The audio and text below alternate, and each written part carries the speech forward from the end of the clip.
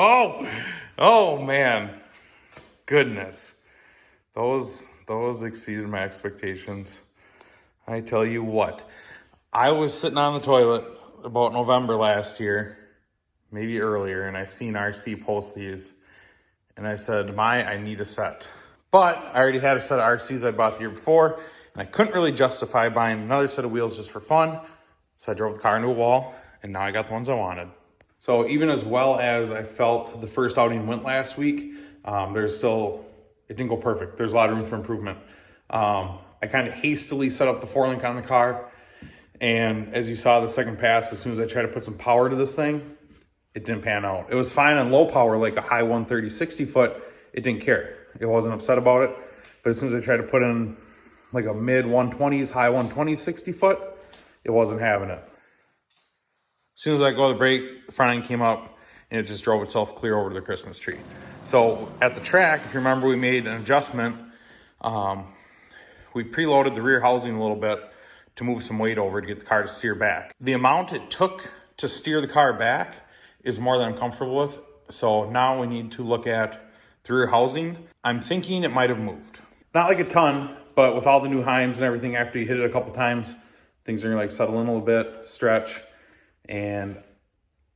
or frankly, I just couldn't read a tape measure and I missed. So either way, we're gonna start from scratch. We're gonna put the car back on the scales because that's something I didn't have time to do last week. And I don't think I ever showed it, but I scaled the car before we left for Oklahoma. It was 30-33 with me in the driver's seat. So we're gonna pull up my old faithful scale set and get to it. If you don't own a set of scales, I would strongly recommend looking into it. I bought these used. These are wired scales. They were like $500. Now, you can get them cheaper. You can spend more. I went with these because they're intercomps, and intercomp happens to be right down the road from me. So I was able to take them in, get them calibrated, and make sure they're right. And if I ever have any service issues, it's like a half-hour drive, and I can run them up there.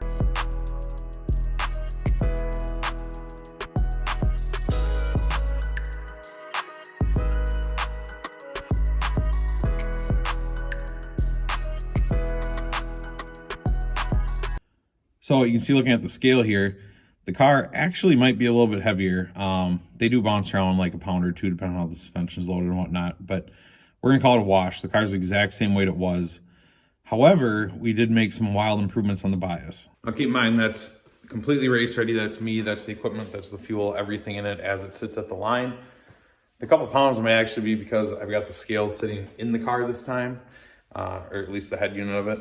Usually I have it sitting outside and I just look at it, but trying to take pictures and whatnot. So if you don't want to flip back and forth between the video, looking at the old scales and the new scales, here's how it breaks down. So I'm real happy with this. So we'll call it a wash over here because like I said, I got the head unit sitting there. I don't know if it weighs 3 pounds, probably not. But either way, the car weighs the exact same amount, but you can see that we move 2% of the weight from the front to the rear of the car. So I think anytime you can move 2% around without using ballast, I'm gonna call that a wild success. Now, one thing I want to do before I tore the car apart and reset the 4-link in it is I want to verify where we were at, like anti-squat wise and setup wise.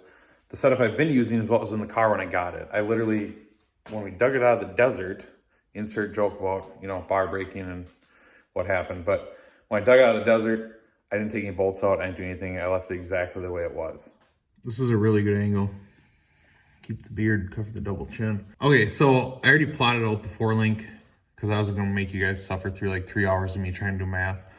But before we go over to the whiteboard and discuss how we got the numbers, I just want to show you, this is not rocket science by any means. So if you're not familiar with what I'm going to call like a true 4-link car, and by a true 4-link car, all I'm saying is that the top and the bottom bars are both extended all the way up to the frame point. Like a Mustang, a Fox Body, or New Edge, or anything comes with a triangulated 4-link. And on those, you're gonna have the longer bar, and you're gonna have the short bar up at the top of the housing that comes right up here. So the advantage of the 4-link car is that we've got, I'm not gonna call it infinite because it's only, one, two, three. But then we've also, at the front of the car, we've also got 6 more adjustments we can make here. So the possibilities are kind of endless as to how and where you can set these bars. Now, if you have a car and you want to take some measurements, or it's a new car and you just want to plot it out, the only measurements that you really need are this bolt. So you need to know the distance from the ground to this bolt, And then same goes for the front of the car here, ground to this bolt. Make sure to take measurements on the bars from the center of the bolt hole to the center of the bolt hole. Do that for the top and the bottom ones. Now, I'm not going to make this video into like a how-to because I'm not an expert. I'm not a chassis guy, and this is the first time I've ever actually plotted out one of my own vehicles. But once we have that information that we just talked about, now we can go to the whiteboard here and we can discuss what we have on our hands. And this is our final product. This is all that really matters right here. You can disregard this, this, this. Now, if you don't have a 4-link program, and there are some really good programs out there, there's some free ones as well. I didn't really care for the free ones.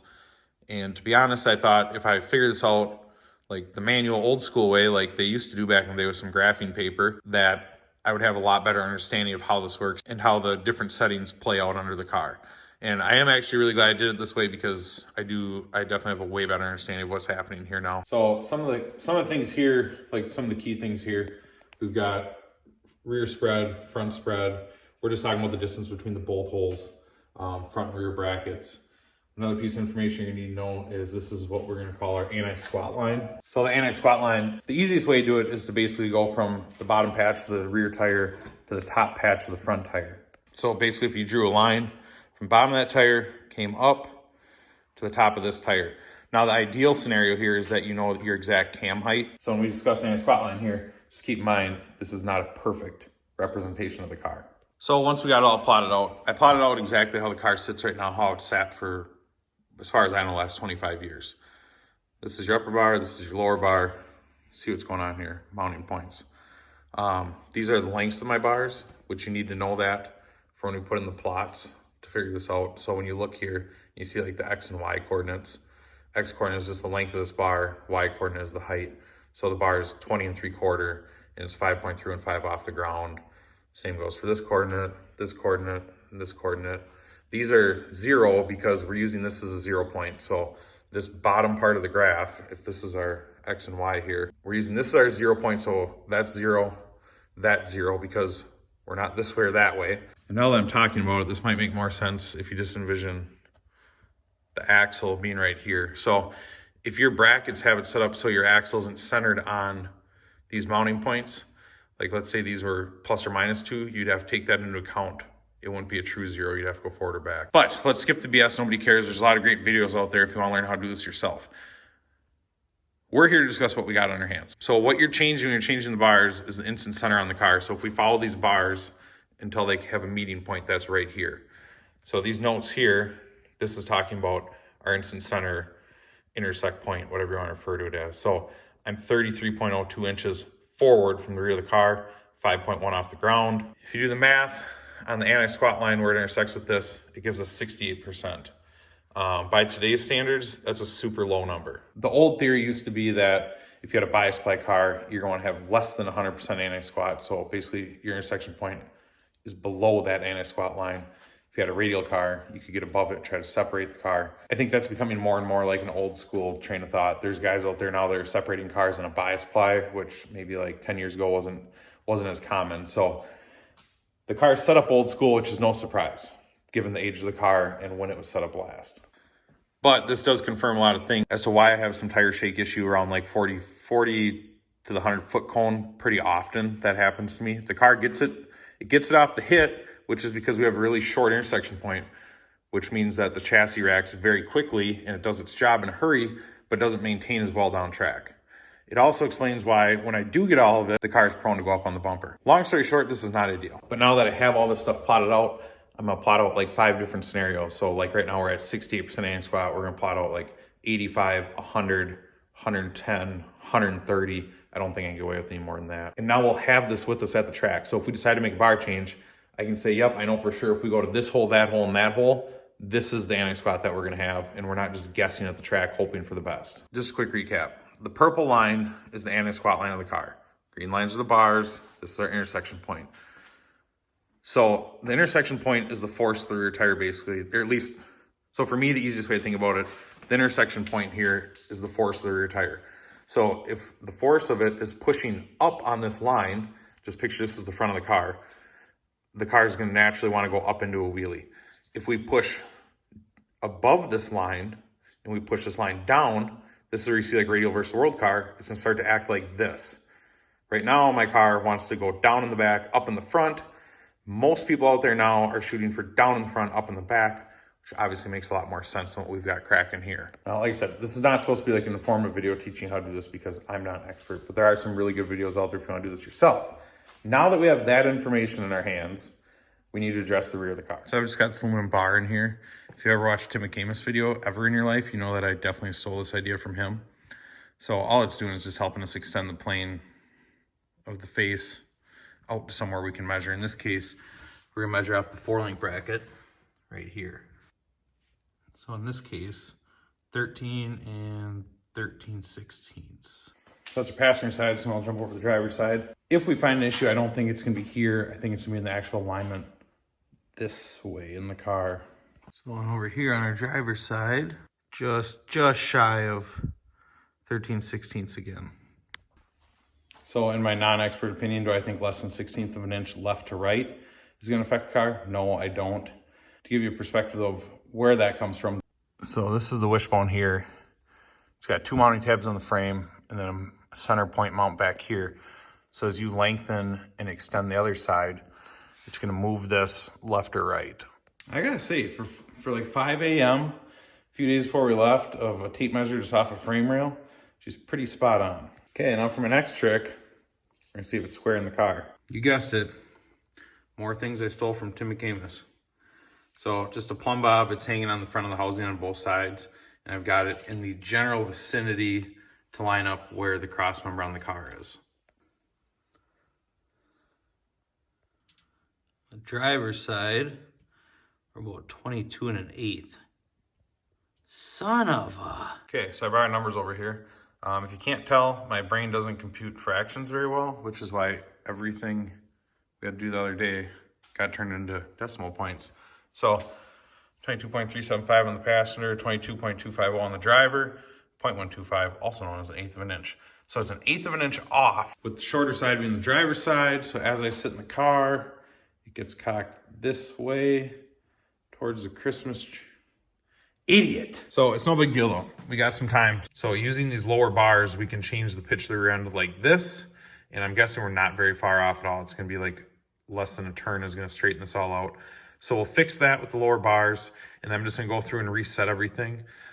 If you don't know, like I didn't, you can utilize the upper driver's side bar to set the pinion angle, to rotate like this to set pinion. And then this bar should be neutral, your upper passenger side. Now, if you want to make it not neutral to try to steer the car, you can, and that's what we tried to do.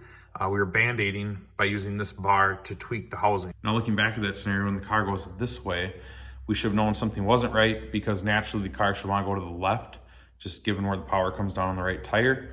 And I don't have a ton of horsepower. Like on that, we're leaving on probably 700 horse, if that, off the line. So right away, we kind of knew something wasn't right, that the car was trying to steer right on what we'll call medium power. It should have wanted to go left. So this all kind of makes sense now that the rear was cocked, headed towards left field.